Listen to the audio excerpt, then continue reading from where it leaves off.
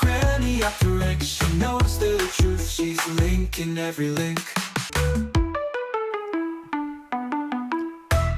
Hello, Lara Bird is the latest SNP MP and took her oath of office with her fingers crossed. I think she thinks that absolves her from sticking to the oath. She seems to have a slightly elastic view of reality. This is her full name, according to Darren Grimes, is Lara Bird-Leakey. And she was brought up in England. She has law degrees that she got at London University. She went to the London School of Economics for her master's degree, and she went to the bar at Middle Temple, which is in London, you know, to be a barrister. Now, that's a bright brain. So you wonder how she could have come up with this.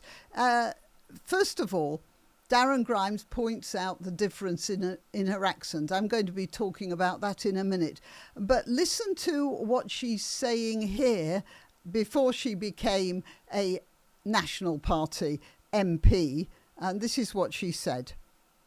Make recognition of their state, a state that already exists, a state that has existed for longer than the state of Israel has. Now, she's talking about Palestine.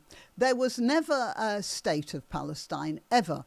The area that she is referring to, which includes the Kingdom of Jordan now, was an amorphous area, a sort of, well, you know, like the Cotswolds or the Urals, a geographical area which the British had a mandate for dividing up between the Arabs and the Jews. And they gave part of it to the Hashemite tribe, who lost out in the battle for Arabia in the First World War. So they handed them a kingdom which the Hashemites tribe, which the Hashemite tribe referred to as the Hashemite kingdom of Transjordan, that is across the Jordan River. And the rest of the area was going to be divided up between the Arabs and the Jews by the British and by the United Nations. And that whole area, including Jordan, and I think there were actually bits of Syria in there as well, but I'm not sure about that. Certainly Jordan and what is now Israel and Gaza. That was all supposed to be, that was all called Palestine by the British as a geographical area. There was never a state of Palestine. It would be as if she was talking about the state of the Urals or the state of the Ozarks or the state of the Cotswolds, which have been there long before Britain. Yeah, the Cotswolds have been there long before Britain, but that doesn't make them a state nonetheless. It's just an area. Anyway, she is a lawyer, so she must know that what she's saying is a lie. So what she is saying is something that that is pandering to a certain demographic. That's probably what's going on, although I can't get into her mind. I mean, perhaps she has been captured, but she's been captured by a myth. That's the point. She has been captured by a myth, and now she's an MP in the Scottish Parliament for the Scottish National Party, and that is also a myth, as quite a lot less of a myth than the Palestine story. But still, as I've said, and I probably incur the wrath of my Scottish relatives, but Scotland is not viable on its own. Certainly, it's not being run in any way as viable on its own right now. So let's carry on. For many, many, many generations. No, not at all. For the UK government to completely undermine the humanity of those people, of the Palestinian people. No. I'll tell you what has undermined the The humanity of those people. Oh, by the way, before anyone else says to me, you old lady, you know, stick to your lane, you don't know anything about this. I studied this at Manchester University. Arabic and early Islamic history and Islamic civilization at Manchester University. This is my speciality. Okay. And there's one thing about the Muslim culture that goes beyond and above everything else, and that is the narrative, the myth making. There has always been this, right from the beginning. And it's going on now. And this idiot here has allowed herself to be captured by that myth-making and is transporting it into a sort of myth-making of Scotland as well.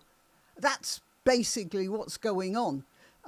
Okay, the Irish are doing that too, I'm afraid, but that's another story.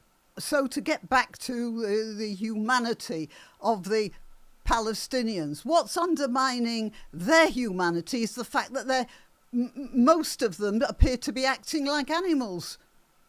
I mean, Jews after the Holocaust in Europe didn't stamp about Europe raping and looting in German towns, did they?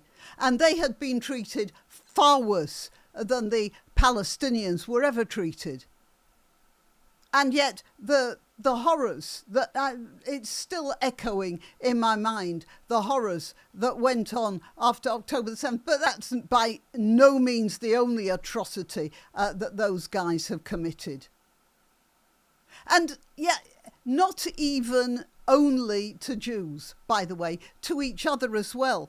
When a few of the Gazans who were seeing sense tried to stand up against Hamas, they were dragged through the town on ropes, branded, and then shot in front of the people. I mean, they've acted like animals to each other, not just to the hated Israelis. So no, what's undermining the humanity of the Palestinians is the Palestinians. And people like this, they are just making it worse by pandering. It's like, as has been pointed out, when somebody has a mental illness, you don't help them get better by telling them that their delusions are real. But that's her talking, and you notice the English accent. Now, she is a Scottish National Party MP. Listen to her accent here. And Broughty Ferry. My first allegiance is and always will be the sovereign people of Scotland. Yeah, I mean, you pay attention to it. She's gone full Craig Houston, hasn't she? By the way, not that I in any way criticise Craig Houston. He is brilliant, but he is truth. He speaks truth and he says it like it is. She is putting the whole thing on, and that comes along with the accent and the swaggering body language. Well, we'll get to that in a minute. I take this oath only so that I can serve the people of Arbroath and Broughty Ferry. But body language here, you know, the sort of how do I put this? Passive-aggressive swagger. This, I don't care what you think. It's very difficult to explain, but it's very unpleasant. And you see that most often in shop manageresses who have been confronted by somebody who's brought them an inferior garment that they're brought it back to the shop and they're trying to pretend that there's nothing at all wrong with it. Well, you know, that's the sort of general feeling I get. Anyway, let's go back on that again. And Broughty Ferry. My first allegiance is and always will be the sovereign people of Scotland. I do swear... Now, she's not holding her hand up straight. She's pushing her fingers together. That's the exact opposite of the Vulcan salute, by the way, just in case you're interested. And she's putting her hands together. And do you know, that's sort of interesting because the Vulcan salute was invented by Leonard Nimoy. Leonard Nimoy was Jewish, and he copied this from the blessing that the priests gave in the synagogue at certain holidays. And it has to do with God. Apparently angels have just 2 fingers or 3 fingers or something. Anyway, it's to do with the open hand of God blessing the people. And then she does that, which is the precise opposite. What's the precise opposite of God, would you say? Well, I'm not going to say it. I'll leave you to draw your own conclusions. But anyway, yeah, let's listen. So she does that as if this absolves her of the oath that she's speaking, which it doesn't. Crossing your fingers does not absolve you of an oath. And again, this is part of her mythical universe that she can make reality what she wants it to be. And this is what you people in Scotland have elected. Look, I'm quite sure there are many of you who haven't elected this woman. But those of you who have, you are buying a myth. No country can exist on a myth. If you want to go to Palestine, just take a look what's happened there. You cannot build your, what is it? You can't build your house on shifting sand, can you? And that's what she's doing. And by voting for her, that's what you're doing as well. You are buying a lie and trying to make it into a truth. There is no amount of finger crossing that will turn a lie into a truth. Okay, till next time. You can help my channel by subscribing and clicking the notification bell. That's quite important. And by sharing if you're so inclined. Links to my other channels and to donation methods are in the description. But the best way you can help is simply by clicking like and notify. Thank you.